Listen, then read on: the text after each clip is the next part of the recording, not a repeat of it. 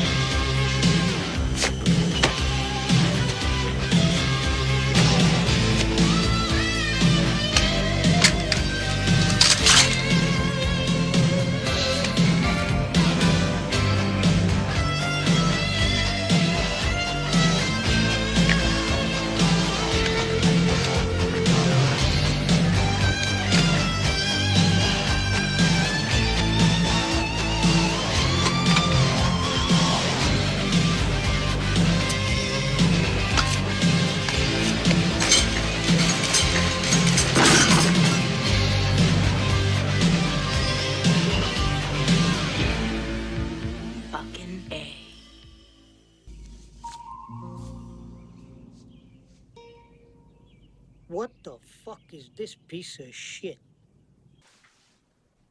What a goofy looking fuck he was.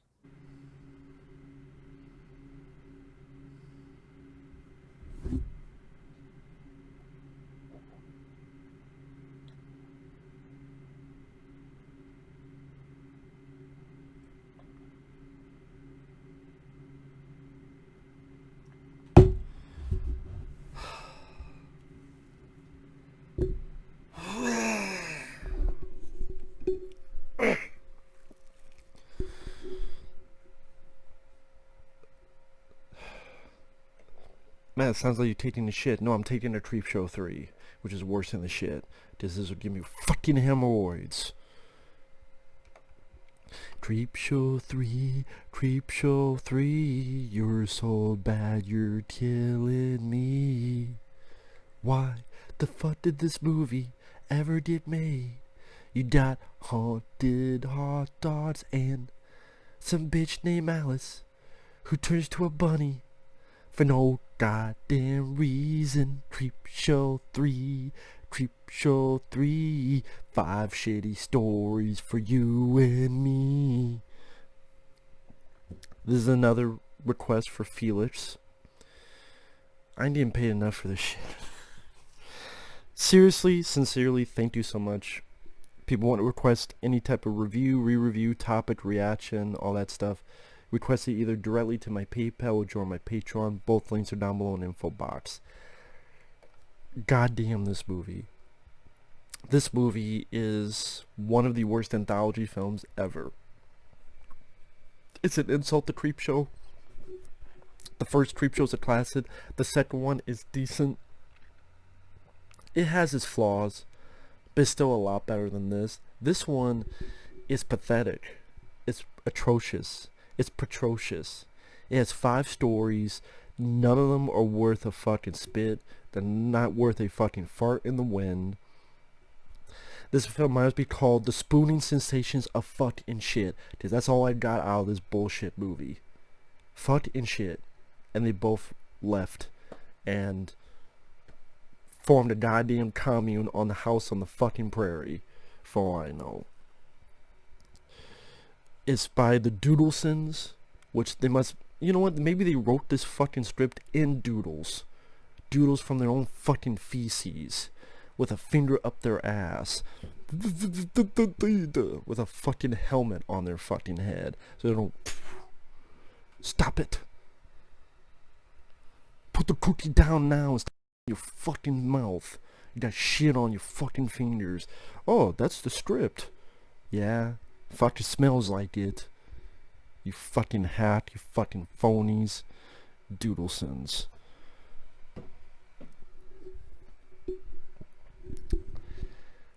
Five stories. And they try to be clever, quote unquote clever, by making it where all of these stories intertwine. So this story will have characters from that story and that story pop up, and it's all in the same town, the same community. And you know you're in trouble when the first thing you see is shit that would be rejected from fucking Newgrounds. For if you remember that website, Newgrounds. And someone kills a dog, and so they make a hot dog stand with serving dog as hot dogs, and Creepshow 3's titles is from fucking ketchup. Ketchup. Do you call this animation? Animification, maybe. The stories. Alice. The snooty bitch goes home to her shitty family. Her grandma keeps talking about how she has no ass, and ass is more important than titties. I'm like, Grandma, you're not one to fucking talk. You ain't got no ass either. Oh, I'm sorry, you're that one that blots out the fucking sun. Talk about the character, not the... So the whole fucking story is there's a universal remote. And you find out later the professor made this, but it's a remote that changes people's ethnicity. You flip it and you press a button. Everybody's black. And all they do is say the same fucking dialogue that they said 2 minutes ago. Then you click on subtitles and everyone's Hispanic. And they say the same fucking dialogue that we just said 4 minutes ago. I'm surprised they didn't... I am literally surprised there was not a bit where they turned to Asians and then did the same fucking shit.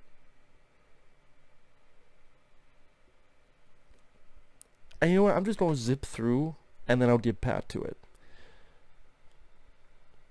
Wander around, town seems empty. They press another button. Now she's got tumors and shit on her face and hands. Oh, before that, she's looking for a professor. She just wanders into his home and starts eating his food. And starts eating and drinking his bubbly. And start eating his fucking cake.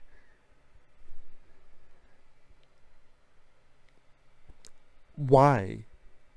Why do you just... Okay, you got this shit going on. And number one, the thing you're worried about is you're hungry. And you enter this person's home. You start eating all their shit. And eating their fucking food. And drinking their shit. And then something about turning to her true form. Her true form? What the fuck does that mean? Her true form is a walking, talking tumor? And now she's all fucked up. And the family wants to kill her because they don't recognize her. And then the professor comes in. And it turns into a fucking white rabbit. Does Alice through the looking glass? Alice in Wonderland? So what the fuck was her true form? Is her true form a rabbit? Then why the fuck didn't she turn to a rabbit woman instead of a walking tumor? Why is the professor doing this? What's the point of the professor doing this? I guess the professor's an evil guy turning fucking rabbits. Or are we supposed to think that she was a rabbit and the professor fucked up, turned to a human, and this is him turned to a rabbit? No, that's not the case, because that might actually be kind of clever. So, one thing with this film, there's not one character likable. Everyone's either a villain, a piece of shit, an asshole, a dipshit, a dumbass, or a dickweed. There's no likable characters. Apparently, likable characters is against the fucking law in this movie. Number two, these stories make little to no fucking sense. Number three, why do you start a movie called Creepshow? Creep. What is creepy about this? Oh my god, my family turned black. Are you fucking racist, movie? And what is the point of this story? If it's supposed to say something about the condition of racial prejudice, it doesn't do any of that. They just turn black and they say the same dialogue about how the grandma says she ain't got no ass.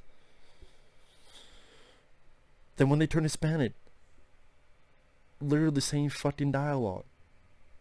So you're not saying anything about race. You're not saying anything about anything. It's just, what is the point? It's not funny if it's meant to be comedic, I'm guessing. Because I guess my family turned black. That's funny. Ha ha ha ha ha ha. Was that it? Was it supposed to be creepy? Was it supposed to be scary? Was it supposed to be suspenseful? Was it supposed to say something? It said literally nothing.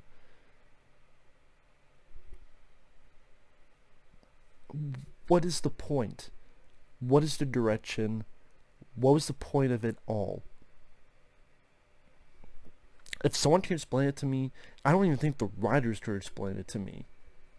If any writers see this, you explain the shit to me. What was the fucking point? Other than this, you can't have that excuse. You can't have the money excuse. I want another goddamn reason.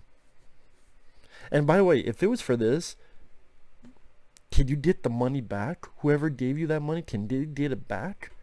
Because this...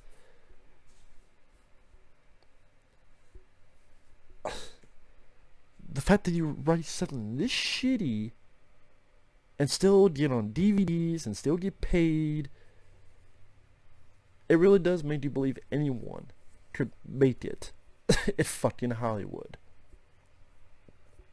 Apparently some people, they're just too good. Don't be good at writing. Be really shitty. That seems to be the excuse today. If you're really shitty, just write a shitty script and they'll make it. Because that's usually what happens nowadays. They make the shitty scripts, not the good ones. But, so, I'm dumbfounded. I'm dumbfounded by these fucking stories that get made in this. Again, this bitch just, oh, I got some stuff on my face and on my hand, but I'm just gonna walk in and start eating a wedding cake because the professor's ready to get married. I'm just start eating his shit and drinking. You fucking bitch. And what's the point? Like, your true form, I'm gonna turn into a rabbit. And why is she turned to a fucking tumor? And why is she the only one? None of her families turn into tumors. Why her specifically? It's the dad hitting the button. Okay, the dad hits the button. Then how come, shouldn't he be the only one that gets turned? Or why is it this?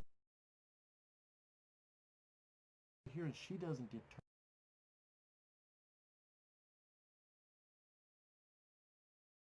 Like, oh, she's in the fucking room with them. She's the only one. Why? Why is she the only one that doesn't get turned black or Hispanic? Why is she the only one that is turned to a fucking tumor? Why is that happening? Why? Waka waka waka. Did Fozzie Bear write the fucking movie? No, fuck that. He would write a better fucking movie than this. God damn it. And then she turns to a fucking rabbit for a reason. Because the professor said so. Then we got the radio. I guess I would call this the most boring segment. Some piece of shit security guard who ain't got no fucking balls. He's a fucking pussy of a character. I guess he don't know what the fuck a TV is, cause his radio breaks, so he buys a new radio from this annoying as hell street vendor who just likes to yell. Give him some fucking... Put some fucking food in his mouth so he can shut up. Again, I guess this security guard has never heard of fucking TVs, so he just buys another shitty radio, and then the radio starts talking to him, and it has this slutty voice. It starts telling him to do stuff, and he does it. I guess this guy's really horny, or really lonely, or both. Buy a fucking TV. Buy a fucking fleshlight, for fuck's sake. So starts listening to her, enters his place, steals his money, and then the voice on the radio goes, "You need to kill them." They saw you with the money. So then he kills the two people. And then he falls in love with this hooker. And then the radio says, you should kill her. And then he doesn't do that. He breaks the radio. Then the hooker shoots him. And then she's ready to take the money. And then a pimp shoots her. And then the pimp has a boombox. And it has a fucking voice talking to him. And then they ride off. And I don't give shits or fucks. All I got was a lame, boring story that the ending is in the realm of I don't give a fuckitis. I felt no tension. I felt no likability of the characters. I felt not even creative kills, or I don't know why the fuck people don't. The previous fucking story dealt with a person having to deal with a fucking TV. But this Superior God can't. Who the fuck doesn't have a TV in their fucking home? 2006, let alone 2020. In 2006, everyone had a fucking TV in their home. So the whole idea, if this was a film that took place, if the segment took place in 1950 something, that would make a little bit more sense. And there's just nothing that intriguing about the story. And there's really no rationale as to why he just automatically does whatever the hell this voice tells him to. If it's supposed to make us think that he got hypnotized or he... I don't think it did that well of a job explaining that. He just does it, I guess, because he's fucking... He took idiot pills. I don't fucking know. Useless fucking story. The third one, the call girl.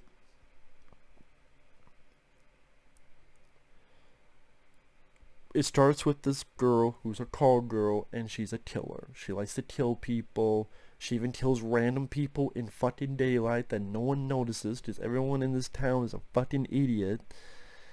So then some guy calls her, wants her services. Now, so far in these stories, every fucking one of them has had some kind of twist. The girl turns to a rabbit for some fucking reason. The lead gets killed because... Oh, and then she gets killed because this pimp also has a talkie radio. So right then and there, you shot yourself in the foot because now we expect a twist. When you expect a twist, that hurts any twist because you're expecting it now. That's one of the problems that M. Night Shyamalan had. Is that when he started doing the shit, now everyone expected it. It's like, okay, what's the twist here? What's the twist here? There's some twist, and then your mind, instead of enjoying the film, well, M. Night Shyamalan, you don't have to worry about enjoying it. He ain't gonna. You know a twist is coming, and that hurts it. Even the other Creepshows didn't do that. But I wouldn't say there was a twist at the end of, like, the Chief Woodenhead in Creepshow 2, or the Crate in Creepshow 1, or any of that stuff. They didn't do a twist every... Here it's like, what's the twist? What's the twist? So I'm like, okay, what could the twist be? We've mentioned that there's a call girl, she's a killer. Oh, there's this kid who seems innocent. What, is he the killer? Or is the tables going to be turned on her? Even the first time I saw this, I thought that, and I was right. And even the movie fucks it up, because fairly early on, when he invites her into his room, it cuts away to 3 dead bodies tied up. So you ruined your twist before the twist even happened. You're your own fucking spoiler warning, movie. You're literally your own fucking spoiler warning.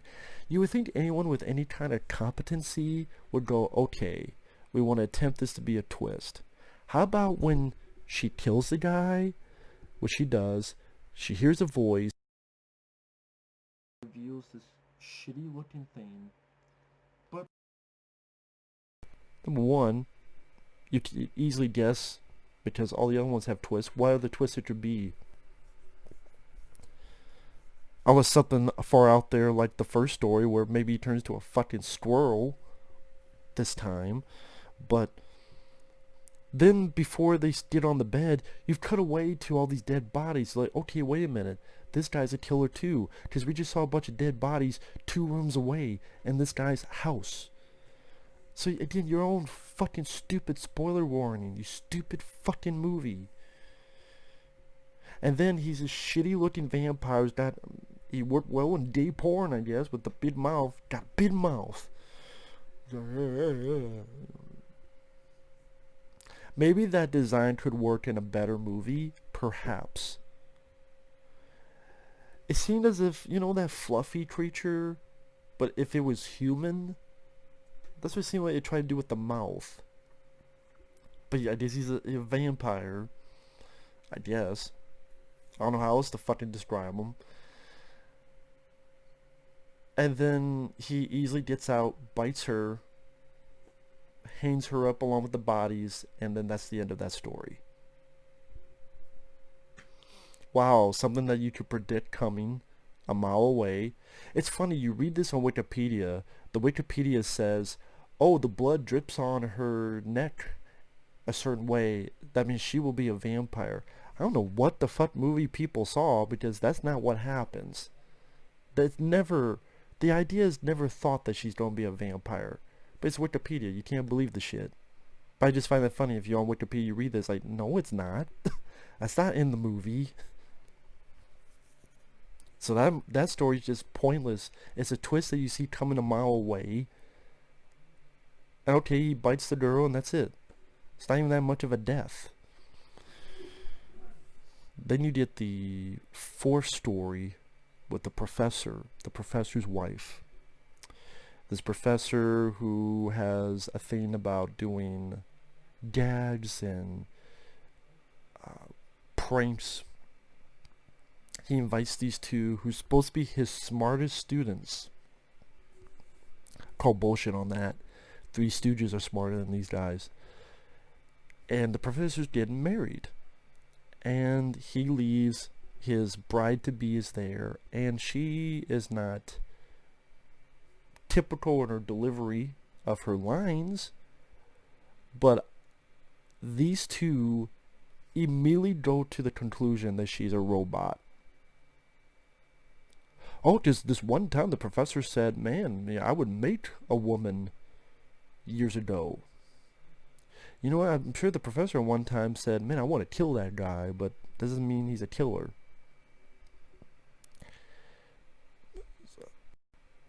The fact that they jump into the conclusion that she's a robot, and what do they do to prove this? They just kill her. They kill her and they rip her apart and they go, wow, this arm looks real. Wow, this brain, look how it jiggles. And they're bloodied up and they're cutting her to pieces. And wow, there's no circuits. I wonder where the circuits are. To explain how dumb that is, you know what? It needs no explanation. The way I described it is what happens. The fact that that happens automatically showcases how moronic, idiotic, dumb, stupid, ridiculous. I can only assume this is meant to be over-the-top humor that's so silly that you're supposed to laugh. Which means they feel that of the 5 stories, 2 of them should be very comedic. Alice, I guess, was supposed to. I guess this is supposed to. Oh, this blood is so real. I haven't found the circuits yet. And then they read this book and they realize she's a mail order bride. They hide the body parts, they leave. And I don't think we ever see them again. And the body parts do look like the parts of a mannequin. Just the idea that, number one, you just go straight towards the fact that you think she's a robot. Number 2, the fact that any 100 number of tests, or I don't know, ask the professor. Robot? Ask him in front of the girl, are you a robot? Then he would probably say, oh no, mail order bride.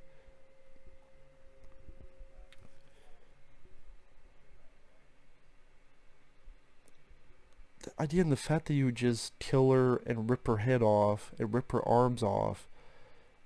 And yeah, these are supposed to be the two smartest students of this professor.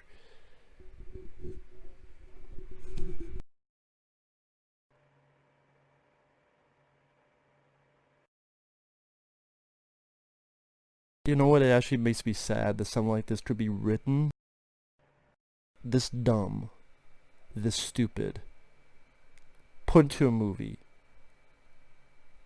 A sequel to Creepshow, a classic. Probably made some money because of the name, and granted, I saw this for free.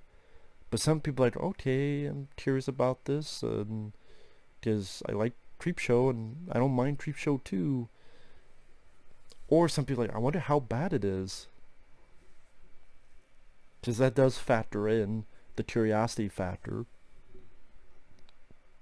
And there's so many people that are more talented in writing and directing and staging of sequences and something that is reminiscent of a brain cell, which this film is null and void of. Just as these two of the dumbest characters in film fucking history. I'm not kidding and exaggerating when the Three Stooges, the fuck are smarter than these guys.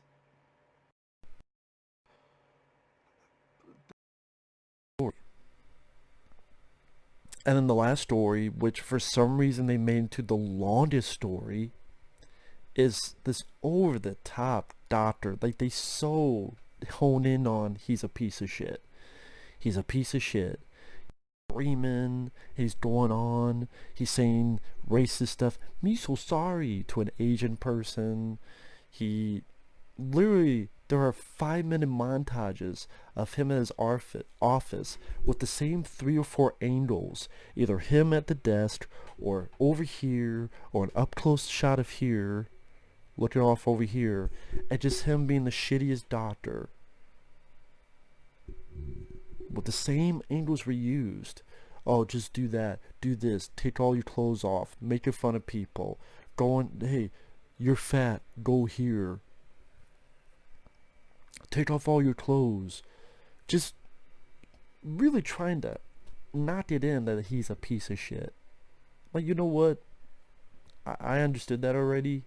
You don't have to have more 5-minute fucking montages. Literally, 80% of the story is just, he's a piece of shit. Can you see how he's a piece of shit? Look how much he's more of a piece of shit. He goes out, and he gives George at parties, and then he talks shit, and then he pretty much belittles this girl who's got some kind of cancer. And the other 20% of that story is he drops a hot dog, gives it to a bum. For some reason, the bum doesn't know the 2 pounds of dirt on it. You know it's 2 pounds of dirt, you can wipe it off. Eats it, chokes on it. Doctor don't give a fuck. Once in a while, the shitty effect of the ghost, I don't know what the fuck you call it, this haze that's on the ghost, and is offering him a fucking hot dog. That's why this is nicknamed Haunted Hot Dog. Now when you say Haunted Hot Dog, you get the picture, oh, the actual hot dog is haunted, and maybe it grows a fucking face. You know what, that'd actually be funnier. And you know what, that'd actually be more clever than what the fuck this is. It's just a bum. My hot dog. You want my hot dog? Offer him a fucking hot dog. A ghost offer him a fucking hot dog. And this is supposed to be Creepshow. This is supposed to be creepy.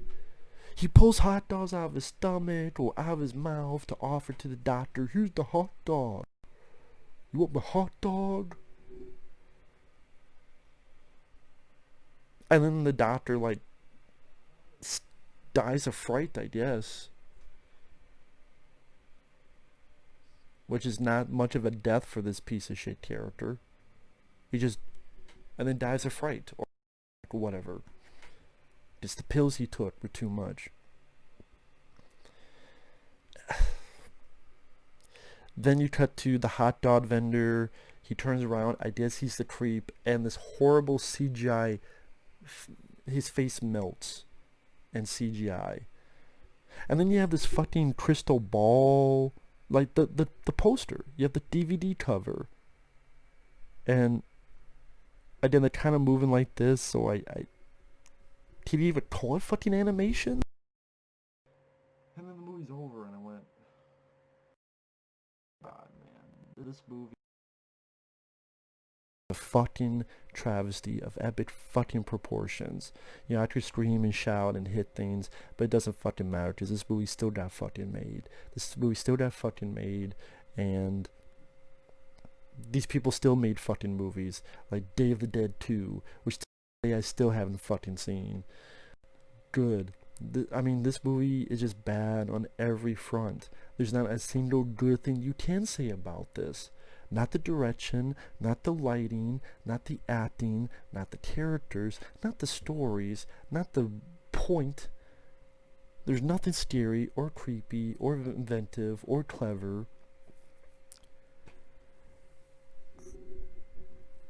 This is a fucking bad joke. It's a bad joke that's also badly told. And I cannot stress how horrible this fucking film is. This is literally one of the worst films made. That's an exaggeration. This is easily one of the worst anthologies made. I mean, is it the worst one? I've seen some pretty fucking bad ones. There's the found footage one I saw that was pretty bad. I forgot what the fuck it was called. There's another one I saw that was from the rock star Danzig. I think that was it. That was really fucking bad too.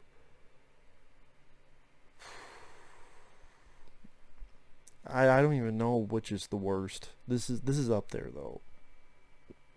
This is up there. This is really fucking bad.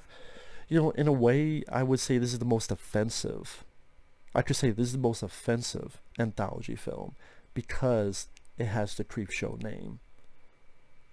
I mean, hell, if you took Tales from the Hood and just changed that to Creepshow 3, that's more of a Creepshow film than this. If you took Tales from the Dark Side, which people call that the real Creepshow 3, for a reason. Tales from the Dark Side, the movie, with the cool, well-done special effects gargoyle segment, or I even like the Mummy segment with Christian Slater and Steve Buscemi. I even like that part. The Tale, which is supposed to be in Creepshow 2, that's a fun segment. Tales from the Dark Side of the movie is a way better. People call it the true Creepshow 3. Like I said, for a good reason. Much better than this. I never saw the TV show because I don't have Shudder.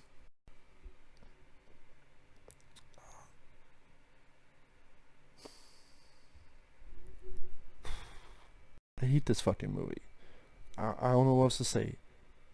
The music is horrible. The opening tiles is horrible. The animation question mark is horrible.